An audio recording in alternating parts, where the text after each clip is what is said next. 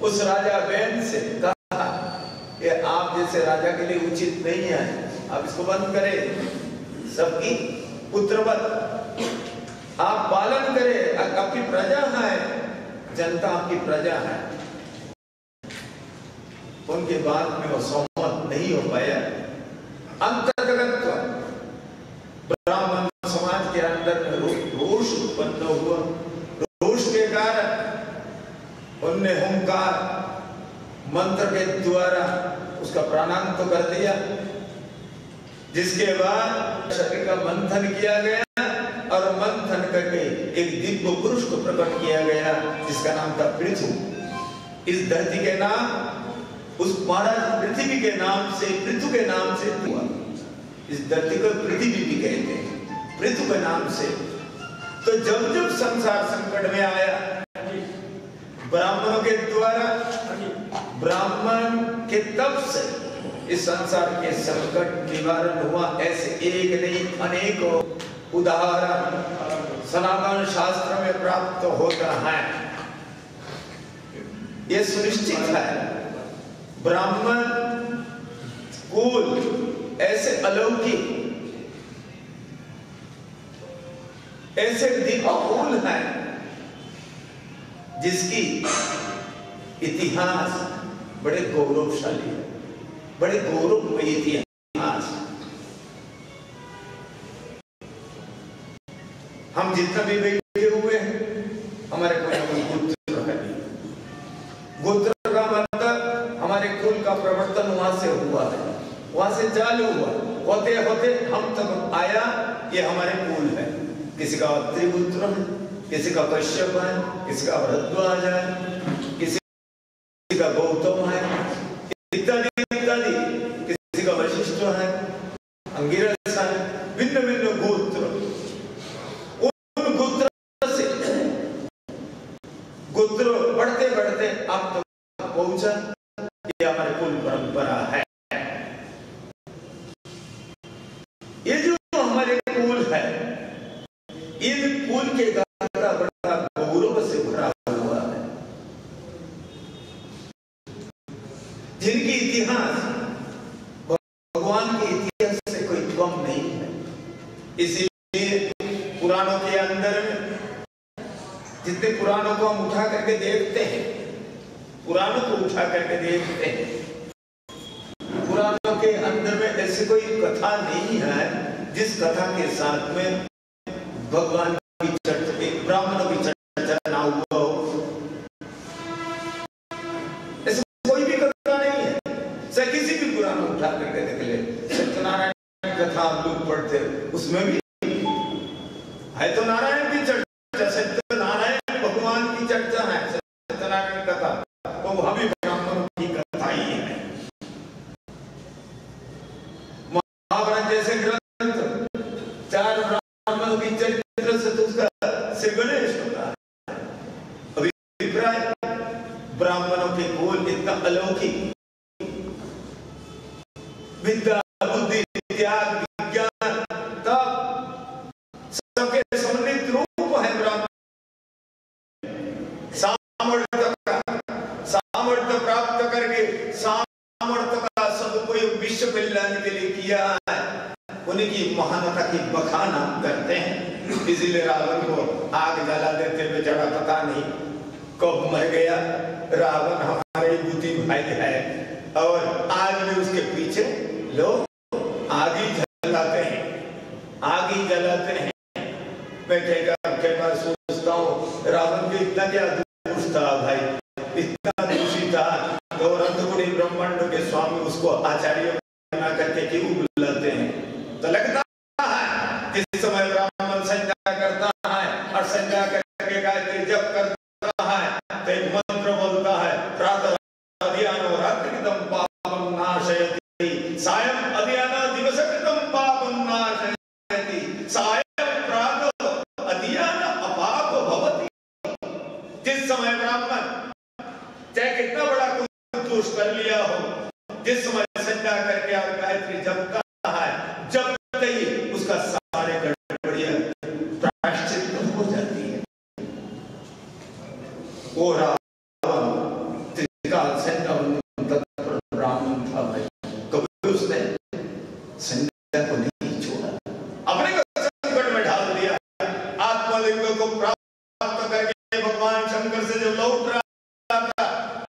देवता छल करके उससे लिंग को छीनने का प्रयास किया। गणेश जी ने आकाश में असमय बादल पैदा करके ये कर दिया, सायंकाल उत्पन्न हो गया। वो संध्या करने वाला ब्राह्मण रावण, उसने देखा संध्याकाल उत्पन्न हो गया। कहाँ वो शिवलिंग किस पर रखे? यदि रखेंगे धरती पर तो वहीं स्थापित हो जाएगा। तो इतना में गणेश जी बालक बन करके आ गए। आकर कहा आप क्या परेशान हो रहे हो? शिवलिंग को रख लो। इतने भारी शिवलिंग हम कैसे रख सकते हैं? हम कैसे इसको पकड़ करके रख सकते हैं? बोले कुछ देर में तब तक संध्या करके आता हूं। तुम भारी समझ के आ रहे, समझ में आवे तो हमको आवाज लगा देना। परंतु नाटक था, गणेश जी और देवता के ये सब चाल थी। उस ब्राह्मण को ठगी मार करके आखिरकार जब वो संध्या करने चला गया, कुछ देर बीत गया, 15-20 मिनट तो संध्या का करने में लगेगा ही लगेगा। वो क्या नाम, वो उन्होंने आवाज तो लगाया, वो समुद्र के आवाज से, जल के आवाज से आवाज लग गया और उन्हें नीचे रख दिया। इतने रावण संध्या संपन्न करके गायत्री जप करके जब आए, आकर के और ये देखा है तो नीचे रखा हुआ है। अरे बालक ये क्या कर दिया? जैसे सुना समझ में ये देवता से जीतते हैं, ये लंका में ये कर रहा है रावण ने। ये विषय तीन बार विजय करने के किससे किया था? एक सामने एक साथ हमने ऋषियों की, हमारे जो देखते हैं ऋषि का तो किसी का भी है। हम क्या, हम कुछ गाय का बात होते हैं बहुत अच्छा। हमको कोई विषय पता इसका नहीं है।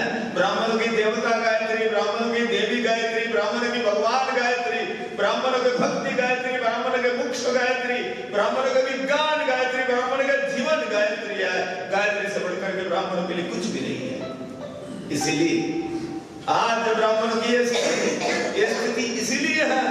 ये सब चरित्र, रावण आदि का चरित्र केवल निंदा के पात्र नहीं है, उसमें इतने विशेष गुण विद्वान है। ब्राह्मण के और संकेत करके कह रहा है, ब्राह्मणों तुम मेरे कुल के ही बच्चे हो।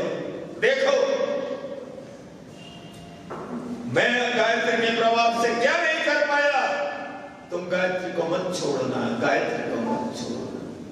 गोस्वामी जी लिखते हैं, तपोबल विप्रसदा वरियात, तपोबल से ब्राह्मण बलवान होता है, सदैव बलवान होता है। तपोबल से ब्राह्मण का तपोबल क्या है? ब्राह्मण का तप का बल है गायत्री, भूखे मरना नहीं। ब्राह्मण का तपोबल गायत्री है। इसलिए ब्राह्मणों, मैं तो यज्ञ की बात तो करूंगा ही, वो तो संदेश देना ही है, परंतु ये भी संदेश देने आए हैं। इसलिए घूम रहा हूँ ब्राह्मणों के बीच में, 13 करोड़ ब्राह्मणों के बीच में घूम रहा हूँ। केवल किसी ढंग से हमारे ब्राह्मण जाति फिर शक्तिशाली हो जाए, ब्राह्मण जाति का वैभव लौट आवे, ब्राह्मण जाति को कोई दरिद्र विकलांगता ना कहे। हमारे प्रतिष्ठा को खराब करने के लिए बड़ा षड्यंत्र रचा गया। आज आप लोगों कैसे ब्राह्मणों को, ब्राह्मणियों को इधर ऋषि कन्या बैठे हुए इनके चरित्र को लांछित करने के लिए ऐसे मनगढ़ंत कथाओं को प्रस्तुत किए गए और अहिल्या के चरित्र को प्रस्तुत करके इस प्रकार के समाज के अंदर में प्रस्तुत किया जा रहा है। अहिल्या अपने स्वेच्छा से इंद्र के साथ शारीरिक संबंध स्थापित किया था, तभी तो ऋषि ने शाप दे दिया, ये ब्राह्मणी चरित्रहीन होती है। कितना बड़ा एक षड्यंत्र है ब्राह्मण को पतित कहने के लिए। ये सब कब हुआ? 800 वर्ष मुगल का शासनकाल, 200 वर्ष अंग्रेजों का शासनकाल। इन शासनकाल में कतिपय नमाजी समाजी लोग मिलकर के कुछ लोगों का निर्माण किया और कथाओं के बीच में, पावन कथाओं के बीच में इन श्लोकों को भर दिया गया और भर करके असली पुस्तकों को जला दिया गया और इनको सुरक्षित रख दिया गया। जो आने वाले समय आएगा ना तो इसी को पढ़ेंगे और पढ़ करके लोग भ्रमित होंगे और भ्रमित होकर के ब्राह्मणों के प्रति अनास्था हो जाएगी तो ब्राह्मणों के प्रति यदि अनास्था उत्पन्न हो जाएगी, ब्राह्मणों से दूर समाज चला जाएगा। जब ब्राह्मणों से दूर चला जाएगा तो समाज दिग्भ्रमित, दिशा भ्रमित हो जाएगा और उसको दिशा जब नहीं मिलेगा तो ये इनका पतन चालू हो जाएगा। इसलिए ये सनातन धर्म की पतन के लिए ये सब षड्यंत्र के तहत काम इस समय चल रहा है। हम उसके स्वीकार हो रहे हैं। ये सब मन घड़त आजकल यूट्यूब में और ये में सब कथाएं को आ रही है, कथाएं आ रही है, परंतु ये सब मनगढ़ंत कथाएं हैं। हमारे कुल अत्यंत पावन, अत्यंत पावन, अत्यंत पवित्र उस पावन कुल में हम जन्म लिए हैं। हम ऋषि पुत्र हैं। हमारे विरासत बड़े अलौकिक है। हमारे ऋषियों ने सदैव संसार के कल्याण के लिए कार्य किया और वो सामर्थ्य गायत्री के बल पर ही प्राप्त किया था। इसलिए हमने क्या किया? अब जैसे हमारे विद्वान बेटे बड़े सुंदर कैसे लगते हैं, जैसे ऋषि तपोपुत्र। ब्राह्मण कभी दरिद्र नहीं होता है। ब्राह्मण के तीन प्रकार के धन होता है ब्राह्मण के पास। एक तो विद्या धन, जहाँ जाए वही पूजा, जहाँ जाए पतरा खोला और नोटों की वर्षा चालू, ये विद्या धन। तपोधन, ऐसे तपोधन और लक्ष्मी से भी संपन्न होता है। श्रीविद्यादि का आश्रय लेकर के ब्राह्मणों ने, रावण जैसे विद्वान ब्राह्मणों ने दिखा दिया हम गरीब नहीं होते हैं। इसलिए ब्राह्मण गरीब नहीं होते हैं। ये तीन धन को लेकर के ब्राह्मण चल रहा है। ये किसी ने ये उठपटांग कथा, अरे वो तो भृगु जी ने लात मार दिया था, इसीलिए भगवान लक्ष्मी जी ने शाप दे दिया, तुम दरिद्र रहोगे। तो दरिद्र रहोगे तो आज 5% ब्राह्मण, 5% हिंदुस्तान का बिजनेस ब्राह्मणों के हाथ में कैसे है भाई? हिंदुस्तान का 5% बिजनेस ब्राह्मणों के हाथ में है। एक लड़का हुआ वो अमेरिका में, वो से चिल्लाता है, कहते हैं ब्राह्मण है ना, इतने सारे संसाधन पर अपने अधिकार जमा लिया है। तो आज कैसे हो गया? ये सब हमारे ब्राह्मणों को मानित करने के लिए ये सब मनगढ़ंत, ये सब कथानक बनाए गए और बनाया करके और समाज के सामने परसा गया। लक्ष्मी हमको शाप देगी, हम तो लक्ष्मी के सपूत हैं, वो हमको शाप देगी। जिस समय लात मारा, भगवान की छाती पर लात लग गया। ये लात नहीं था, भगवान इस कथा के माध्यम से समाज के संदेश देने का प्रयास किया। देखो ब्राह्मण कितना सम्मान के पात्र है, मैं ब्राह्मण को सम्मान दे रहा हूं, इसलिए सारे दुनिया वाले इनको सम्मान देना। लात लग गया, आए पकड़ ले भगवान, कहा घुटे मेरा छाती बड़ा कठोर है, आपका पैर तो बड़ा सुकुमार है, आपकी चोट लगी है, मेरे यह छाती पैर लगने से आपको चोट लग गया, इसीलिए चोट के लिए मेरे पास तो कोई इसका प्रत्युपकार तो मेरे कर नहीं सकता, कोई उपकार। इसीलिए काम करते हैं प्रभु, ये जो आपका चरण चिन्ह है, ये मैं इसको सदैव धारण करता हूँ, ये मेरा आभूषण बन जाएगा। ब्राह्मण तो भगवान का आभूषण है। जब जब मैं अवतार लेऊंगा, ये आपके पैर का चिन्ह मेरे छाती में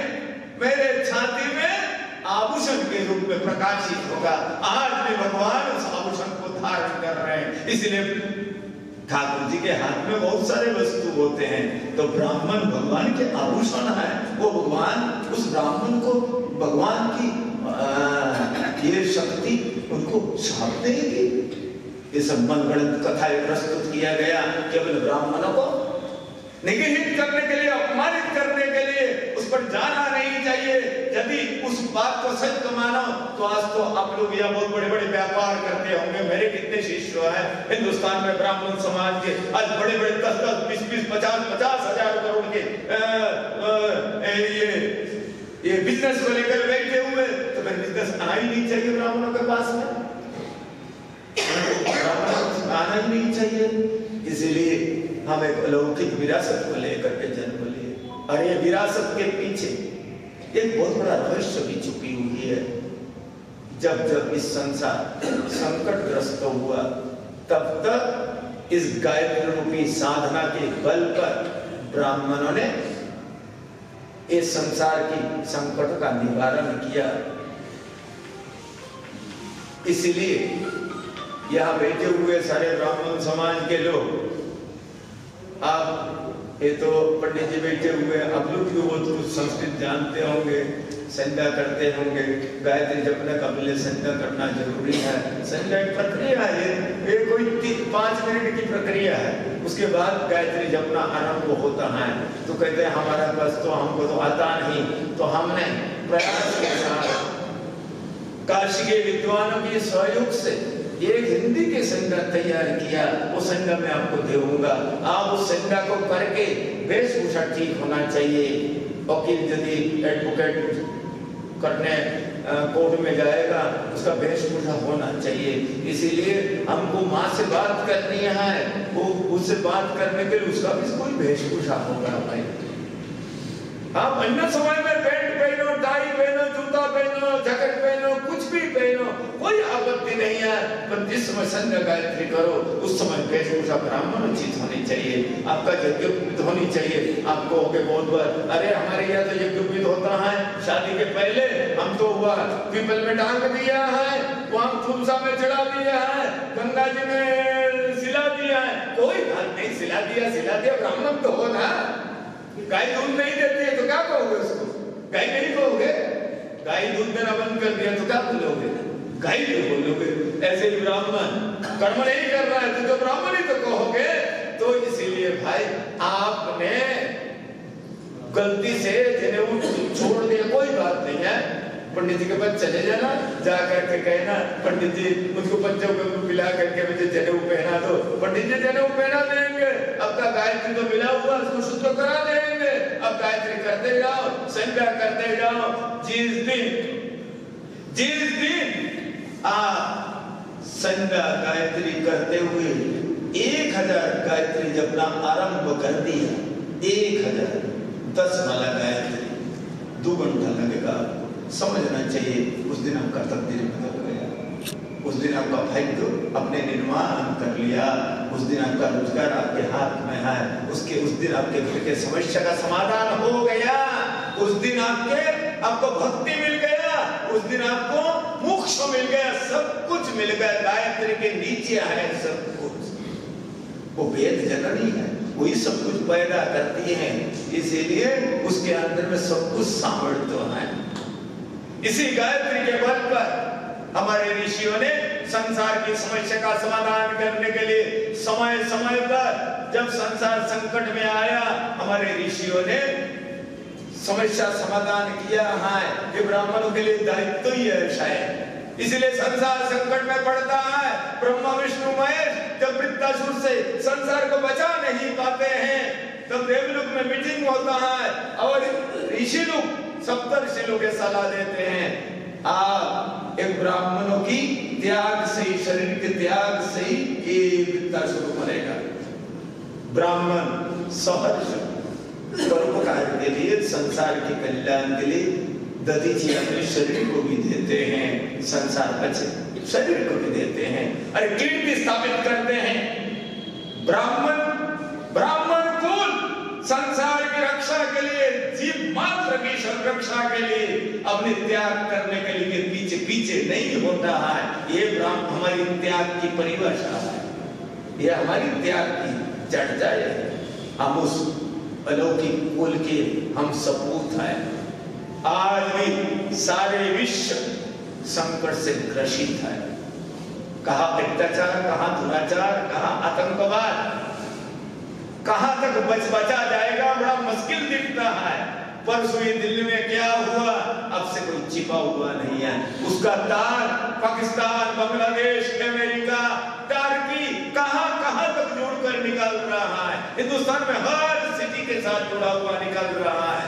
पर एक साथ बताओ 3000 किलो RDX पूरा रेवाड़ी को खत्म किया जा सकता है। कितना बड़ा पानी। और राइजिंग नाम के जहर दिल्ली के ये जो वाटर सप्लाई के मेन स्टेशन अथवा दिल्ली, मुंबई, जहां इसको तैयार करके बैठे हुए थे सारे हिंदुस्तान के एक साथ खत्म करने के लिए राइजिंग नाम के ये चहल। क्या षड्यंत्र देखो, कैसे षड्यंत्र और कैसे धर्म है, कैसे मजहब है जो ये सिखाता है संसार को दुखी करो और अपन मस्त रहो। हम सनातन धर्म ये नहीं सिखाता है। ब्राह्मण लोगों ने नारा दिया है सर्वे भवन्तु सुखिनः सर्वे सन्तु निरामयाः, सब प्रसन्न रहे, सब सुखी रहे, ये ब्राह्मणों ने नारा दिया।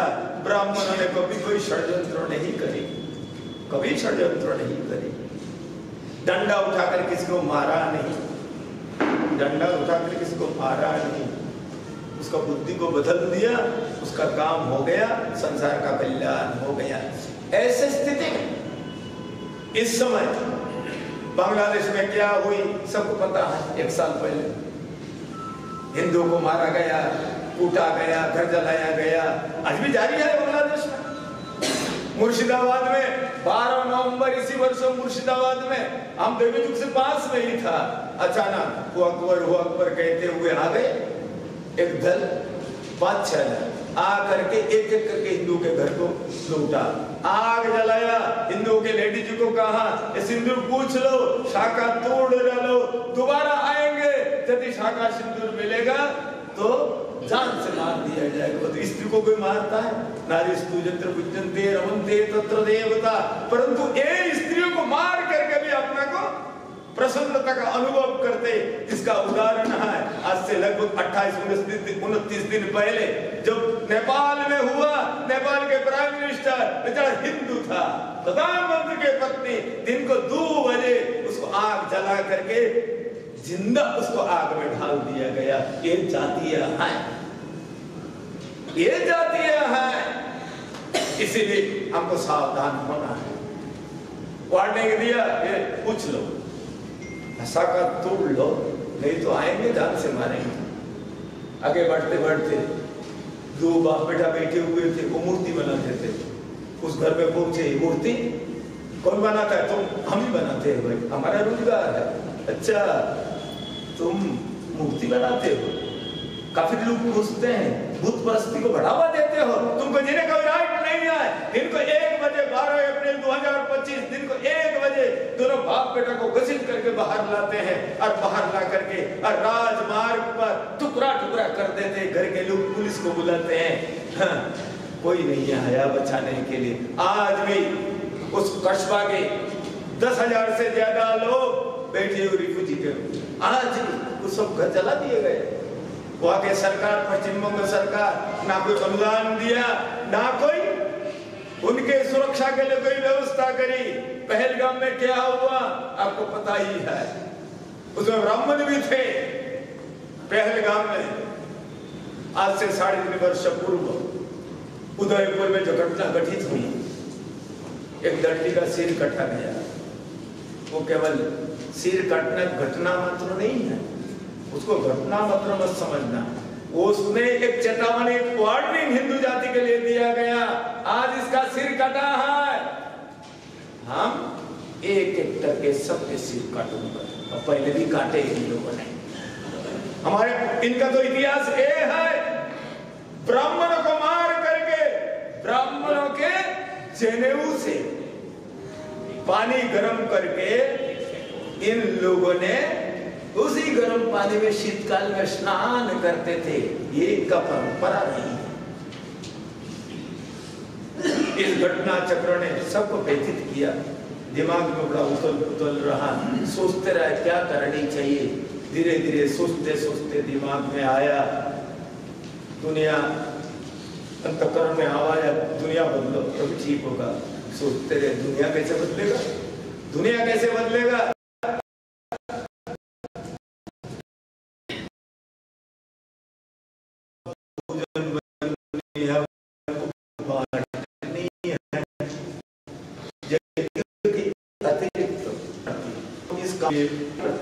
इससे हमारा अनुरोध है, रेवाड़ी है, कोई दूर है, बगल में ही तो पुष्कर है, यहाँ से भी जावे हमारे चंद्रशेखर जी अपने सहयोगी के साथ में ये कार्य को करे, 10-20 लोगों की एक टीम जावे, 45 दिन परंतु सेवा करनी है। पहला 45 दिन के लिए वह सेवा में जावे, टीम जावे। कोई किसी को इसमें जरूरत है तो आ जावे, दूसरा चले जावे, आ जाओ, कोई दिक्कत नहीं है। ब्राह्मण ये काम कर रहे हैं, दूसरा इस कार्य में इसको लगाना है। और भी आपके रिवाड़ी जिला के अंदर में जितने ब्राह्मण रहते हैं, इनको कैसे संदेश पहुंचाना है, इसके लिए आपको प्रयास करना है। आपको तो हमने संदेश दे दिया, आप भगवती का सपूत हो। आप संदेश भगवती का संदेश भाव बन करके एक ब्राह्मण को संदेश पहुंचाओगे, ये जाकर कम से कम ऐसे अलौकिक कार्य का दर्शन करें, उनको प्रसन्नता होगी। दुनिया बदलने के लिए ऐसे कार्य हो रहा है। विश्वामित्र जी ने दुनिया बदला तो सुनिश्चित रूप से इस यज्ञ से सनातन धर्म विरोधी का मन बदलेगा तो दुनिया बदल जाएगा, सुनिश्चित है। गायत्री का ऐसे ही प्रभाव है। 2026 के बाद दूसरा दुनिया होगा। आप लोग एक टीम तैयार करें, साथ साथ 10-15 लोगों का एक नाम ले, ब्राह्मणों का वो नाम का कमेटी बन जाएगा, हमारा मेन कमेटी के साथ जुड़ जाएगा। रोज रोज जो संदेश, यज्ञ की संदेश आपको प्रतिदिन आता रहेगा, उसके प्रगति क्या हो रही है ये भी आता रहेगा, जिससे आप एक क्लिक करेंगे, पूरा रेवाड़ी जिला के ब्राह्मणों में संदेश चला जाएगा। यदि इस समय सभा हो रही है तो आप लोग केवल यहाँ है, परंतु इस समय हजारों ब्राह्मण इस कैमरा का साथ जुड़ा हुआ है, हजारों ब्राह्मण देश के। इसलिए आप लोगों से यही हमारा अनुरोध है, आप लोग पूरा रेवाड़ी जिला के जितने ब्राह्मण हैं सबको संदेश करेंगे और अपने मिलने जुलने मित्र, अपने परिवार बाहर जहाँ जहाँ रहते हैं उनको संदेश भेजेंगे और आकर के तन से मन से धन से आपका जो मन करे वो आकर के आप सहयोग करेंगे। कोई चांदा मांगने आएगा नहीं, ना मैं चांदा मांगने आया हूँ, ना कोई आपके पास आएगा। आपको ये सब काम करना होगा। एक काम, इसमें जो 200 कुंड बनेंगे, 200 जजमान होंगे, आप मन करे अवश्य जजमान बने बेटे, 200 ही जजमान होंगे, 201 नहीं, एक कुंड पर एक ही जजमान होता है। ये पावन पुण्य का अवसर आपको प्राप्त हो रहा है। इस देश के हर स्टेट के जजमान इसमें नाम लिखाए हैं, अभी भी कुछ जगह बाकी है। जिस जब तक पूरा नहीं होगा तब तक ब्राह्मणों को मिलेगा मौका, जब पूरा हो जाएगा तो ये मौका भी बंद होगा।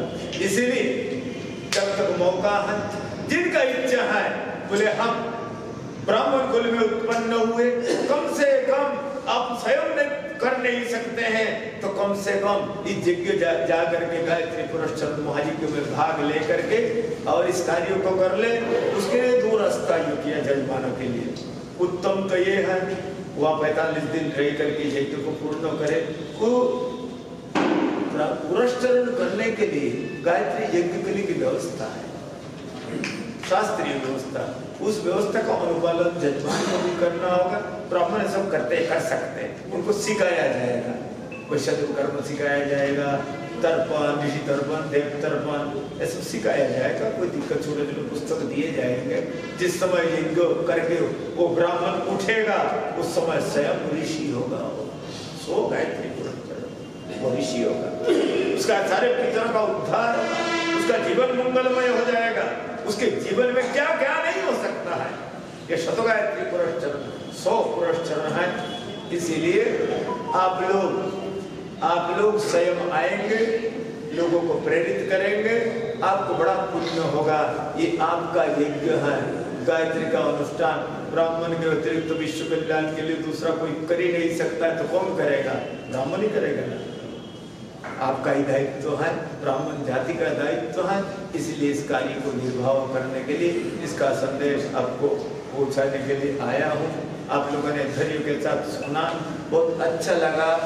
अच्छा नहीं लगा, हमारे बहुत सारे बात आपके जीवन को बदल सकता है। आपके जीवन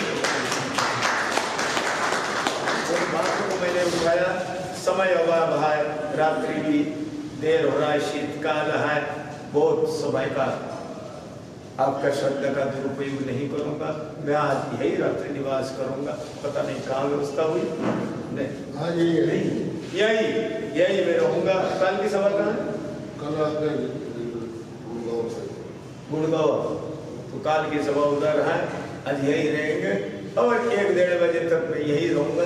किसी को कोई जानकारी है, कोई कुछ ये करना है तो आप सवेरे भी आ सकते हैं, आकर के जानकारी कर सकते हैं। और 10-11 नाम हमको दे दीजिए, कमेटी में जोड़ लेंगे, आपको संदेश आता रहेगा और आप जुड़े रहेंगे उसी में।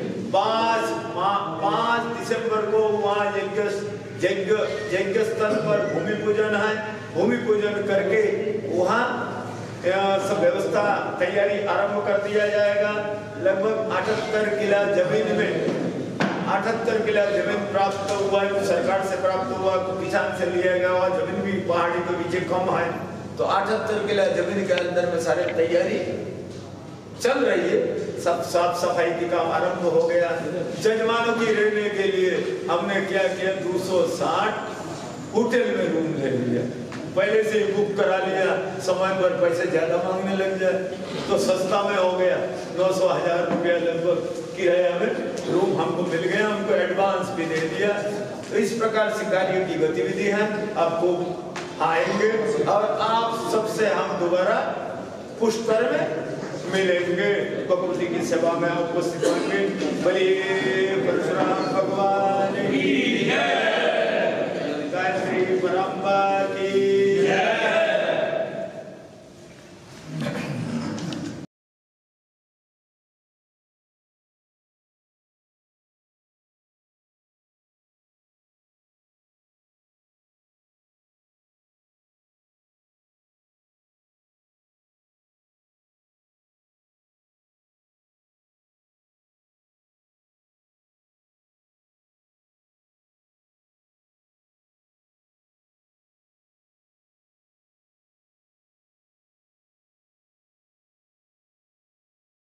आप लोगों ने जो यहाँ ब्राह्मण समाज हमारा बैठा है दिवाड़ी का, ये समझना कि हमारा है।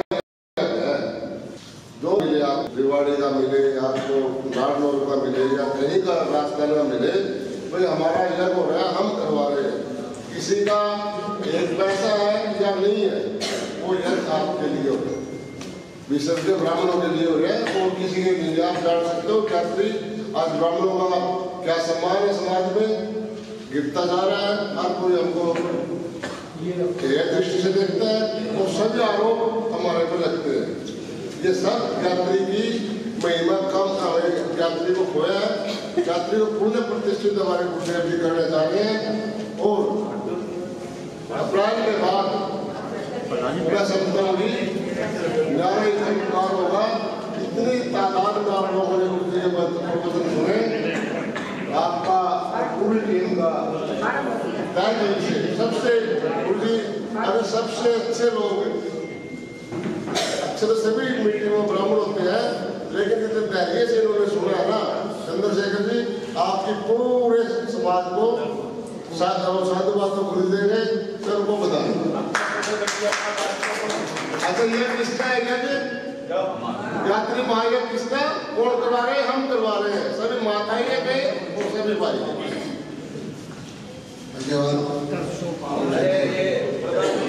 हाँ आज बहुत सुंदर आशीर्वचन हम सबके बीच में माननीय सभी के आदरणीय प्रकट जी महाराज का वक्तव्य बहुत छोटी सी बात को कितना विस्तार से आप सबने समझ बता दिया है कि जो हम सब ज्ञान नहीं जानते, जिसको ब्रह्म का ज्ञान है वो ब्राह्मण है। जैसे कि हमारे गायत्री पीठ से जुड़े हुए, काशीपुर से जुड़े हुए हमारे देवेंद्र जी और संदेश जी भी बता रहे थे कि जिस समय बौद्ध धर्म का यहाँ प्रचार बड़े युद्ध स्तर पर चल रहा था और सनातनी परंपरा की तरफ ध्यान नहीं जा रहा था, तो आदि शंकराचार्य जी ने शक्ति सनातन परंपरा को पुनः जीवित किया और गायत्री महामंत्र के माध्यम से गायत्री पीठ की स्थापना की, गायत्री के मंत्र का जाप किया और सनातनी परंपरा को पुनः अग्रसर किया। और वास्तविक रूप से वो परंपरा आज भी बनी हुई है। निश्चित तौर पर महाराज जी ने हमें आज अंदर तक एक बहुत गहरा आभास और एहसास कराया। हम सभी गदगद हैं, अभिभूत हैं। मैं माननीय श्री चंद्रशेखर जी गौतम सिंह निवेदन करूंगा कि आप महाराज श्री का अभिनंदन करते हुए नमन करेंगे सभी की तरफ से। श्री चंद्रशेखर गौतम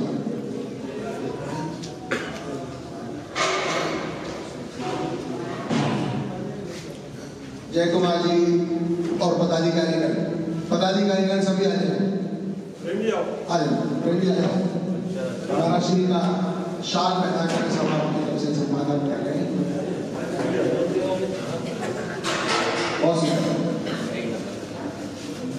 सामने से महाराज श्री का सम्मान अद्भुत, सभी का हृदय से बहुत सुंदर आवाज। बड़े आराम से सभी हम बैठेंगे। महाराज श्री आज रात्रि विश्राम यही करेंगे और भोजन की व्यवस्था भी यहाँ पर है। आप बोले आप ही कहते हो। चलो महाराज जी एक मिनट में प्रधान जी से का वक्तव्य दें। धन्यवाद आभार व्यक्त करें। माननीय दिलीप जी शास्त्री हमारे बीच में है। उन्होंने व्यक्तिगत रूप से सभी को निमंत्रण दिया है और ये आग्रह किया कि कृपया सभी अवश्य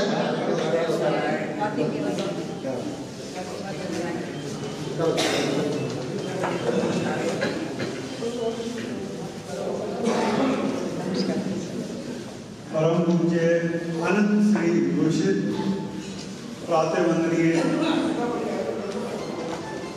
स्वामी श्री प्रखर जी महाराज के चरणों में वंदन करता हूँ मैं हमारे सभी संगठन ब्राह्मण सभा जिला रेवाड़ी, भगवान परशुराम महासभा, अंतर्राष्ट्रीय ब्राह्मण संघ, ब्राह्मण सभा धारेड़ा, सनातन धर्म उत्थान समिति एवं ब्राह्मण सभा जिला रेवाड़ी के सभी पदाधिकारियों, कार्यकारिणी सदस्यों, कॉलेजियम सदस्यों, आजीवन सदस्यों एवं हमारे पूर्व पदाधिकारियों और आप सभी की तरफ से मैं इनके चरणों में वंदन करता हूँ, हार्दिक अभिनंदन करता हूँ, स्वागत करता हूँ। ये प्रोग्राम बहुत ही संक्षिप्त समय में तय हुआ।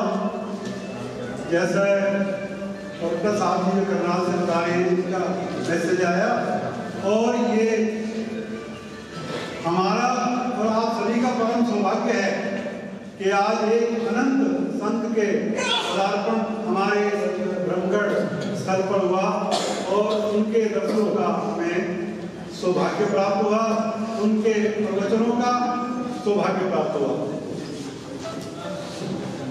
ये स्थान भी महाराज जी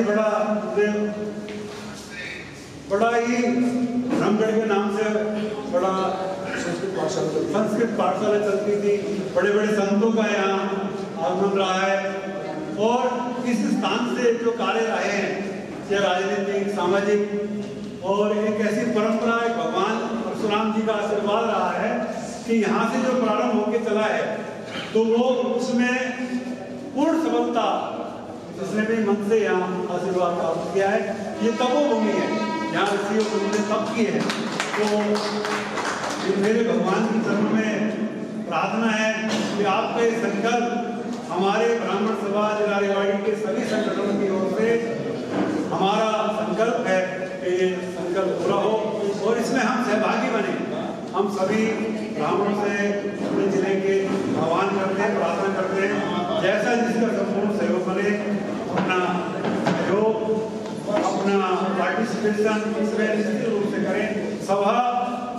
सभा इसमें अपनी जो कार्यक्रम दिया है वो आपके समक्ष रखेगी, जिसका जैसे कार्यक्रम बने किया जाए। मैं आपका ज़्यादा समय नहीं लूँगा और मैं यहाँ इतने संचित समय में यहाँ पधारने पर आप सभी का अभिनंदन करता हूँ और धन्यवाद करता हूँ और परम पूज्य महाराज जी के चरणों में अभिनंदन करता हूँ कि उन्होंने यहाँ पधार कर हमारी कृपा करी। बहुत बहुत धन्यवाद। वैसे सभी अपने सेवा भाव में रहे हैं।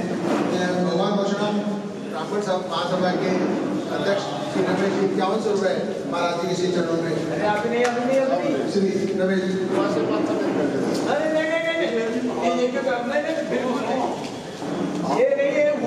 अच्छा ये और सभी हमारे ब्राह्मण देवता रखे हैं। जाति माता की जो खुराक है खाने की वो मांगती है।